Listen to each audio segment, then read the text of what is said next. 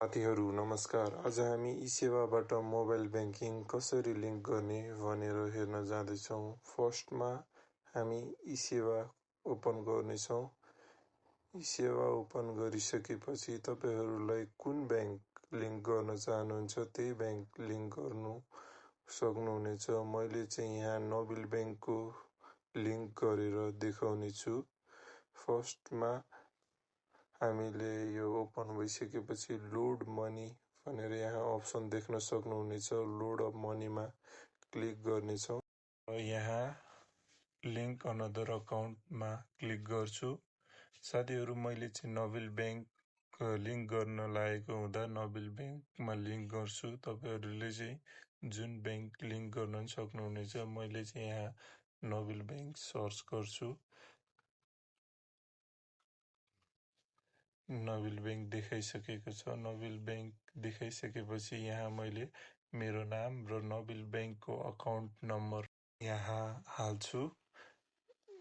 यो account number हालिसकेपछि यहाँ साथीहरू हामीले ख्याल गर्नुपर्ने कुरा चाहिँ नोबेल ब्याङ्कको मोबाइल ब्याङ्किङको नम्बर र ई-सेवाको रजिस्टर नम्बर चाहिँ सेम हुनुपर्ने छ है। तपाईहरूले यो चाहिँ ख्याल गर्नु है। प्रोसिडमा क्लिक गरिसकेपछि तपाईहरूको यस्तो इन्टरफेस आउँछ अनि तपाईहरूको मोबाइल ब्याङ्किङमा जुन मोबाइल नम्बर छ त्यही मोबाइल नम्बर यहाँ युजर नेममा हाल्न सक्नुहुन्छ। यो युजर नेममा हालिसकेपछि आफ्नो पासवर्ड हाल्नुहोस्। आफ्नो मोबाइल ब्याङ्किङमा राखिएको पासवर्ड थिचिसकेपछि तपाईको मोबाइलमा ओटिपी मेसेज आउँछ। मेसेज आइसकेपछि ओटिपी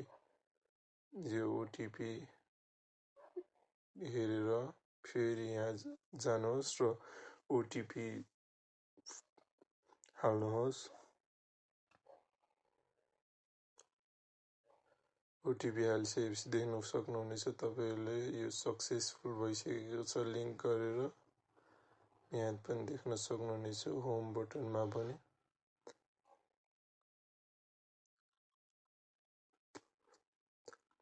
देख्न सक्नुहुनेछ तपाईहरूलाई। अब म यहाँ 500 रुपियाँ लोड गरेर पनि देखाउने छु। हेर्न सक्नुहुनेछ यहाँ लोड गरेर 500 रुपियाँ लोड गरेर पनि देखाउने छु।